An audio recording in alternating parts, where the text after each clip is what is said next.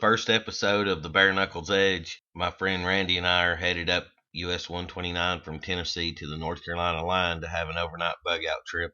We're going to paddle a 14-foot canoe downstream about 2 miles, stash the canoe, and then hike about 2 miles into the backcountry up Slick Rock Creek. And then we're going to set up shelter, make fire, stay overnight over a waterfall, and then come back the next morning. We're expecting a little bit of bad weather, so we're hoping that it gets a little bit interesting. So stick around for the first episode of the Bare Knuckles Edge.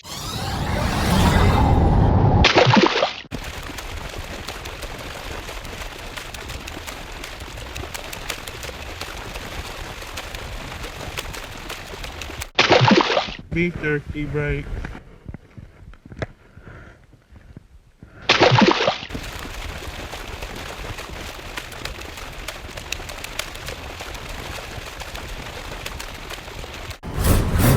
Don't hide your oars with the boat.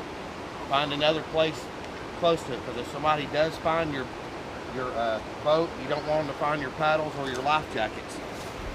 So you want to take these and camouflage them somewhere to here. That way if you lose your boat, you can still make a raft, you can still be safe and have your life jackets and your paddles. Just a little bit of advice. Just come out here with what you've got. This is just an old machete, probably $7 or $8. I sharpened it up on a grinder before I came out here. If you're going to use a machete to get some cover, go for something that's easy to cut, like some of the green limbs. They chop off real easy with a machete, and you can save your blade for building your shelter later. Don't go hacking on something big just to do something like this. You can always get small stuff.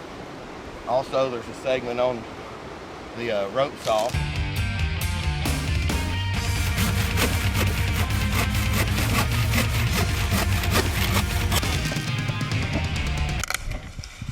They have those at Walmart or wherever you want to pick them up at, but they don't cost a couple bucks, and you can cut through a limb, as it was demonstrated earlier, to cut little small things for building your shelter, for camouflaging your boat.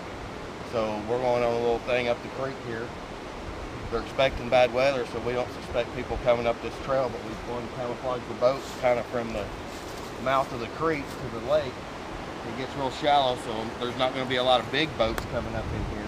If people kayak, they normally just stop around the waterfall or a couple of pull-off spots. But as far as going up the trail, I don't think we're going to have any company. So I believe we've got it camouflaged good. We've got extra resources to bring, but you don't want to hike them all the way up the trail. You'd never know there's a case of water sitting right here under this pile of leaves as you're walking down this trail.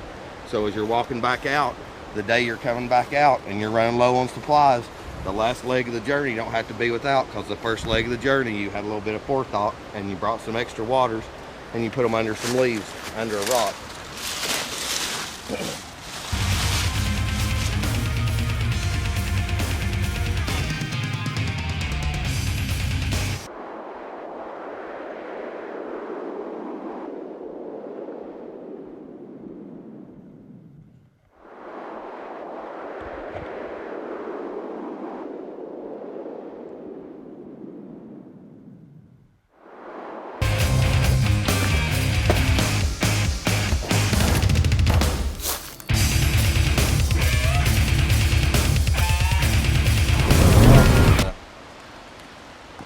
Hour hand on it for a reason. I want to know if I get lost in these mountains, which direction to go back to find the lake to lead back to civilization. So I'm pointing the hour hand directly at the sun, and we're in the northern hemisphere, so but halfway between there and 12 o'clock noon, I know is south. At high noon is south. We want to be coming back wherever we get lost at. We can do that same trick, and if we're going up this river, it's going to curve around and go up kind of to the south. We're going to shoot our direction 2 or 3 times, and we're going to know just to shoot the reverse direction to get out of here. So we can either pull our compasses out, but in case of improvising, a digital watch ain't going to do you a whole lot of good. You need to get you a watch that's got this kind of a hand on it, because that might save your life and finding your way back to civilization.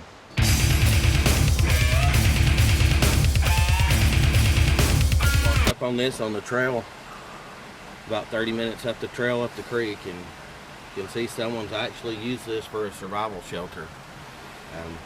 Some other sign of human traffic up through here, but you can see always you want to check, break back the leaves with a stick or something. I did before I got in here, and just check for snakes and other critters that might already be living in here. But you can see someone's already been in here and had a fire. There's some of the wood where they've had them a little fire right here, and they could either put some branches up in front of them right here. You've got protection from the rain. You've got protection from any predators that might be out. You've got your back against the mountain for protection. You don't want to spend all your energy building a big elaborate shelter. You're wanting to tuck in for the night, stay warm, build you a fire. You're huddled up. The heat will reflect off the rocks and keep you warm. It don't matter if it got down below freezing, you would still stay plenty cozy. The heat would be trapped up under these rocks. It would be nice. No rain, be perfect. So just keep in mind, these are great little tuck-ins, these little outcroppings of rocks like this.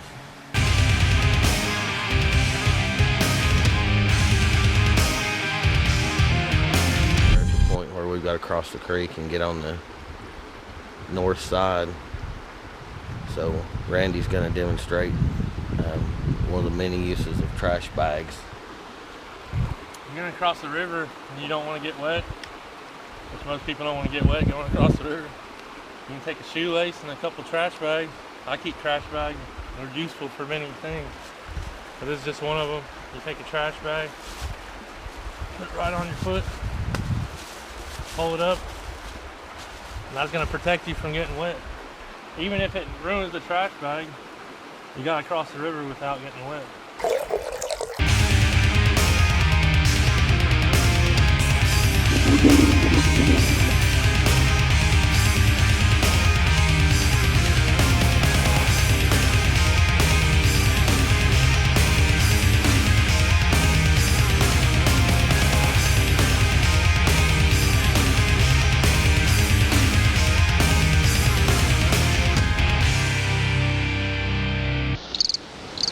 I always do this. I keep my dryer lint and toilet paper rolls, and I get a jar of Vaseline from the dollar store.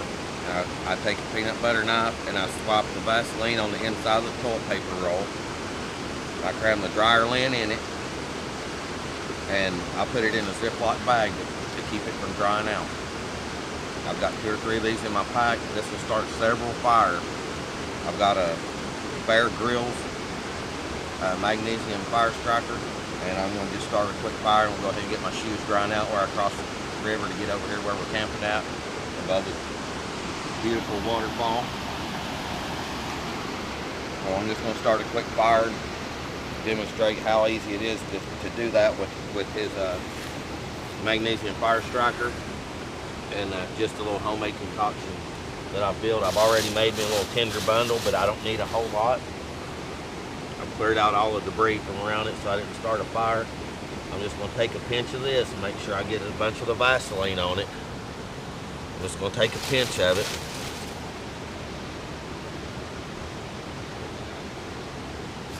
I'm going to put down in there. I'm going to kind of knead it all together with some leaves.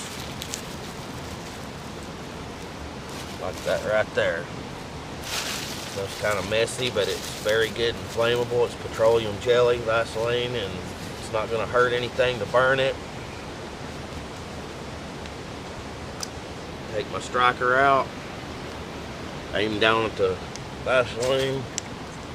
Might take a few strikes to get it going, but that was 2 strikes, I think.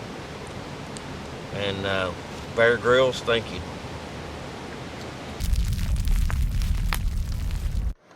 Well, it started raining last night, so our little hooches have held up. We're gonna eat an MRE.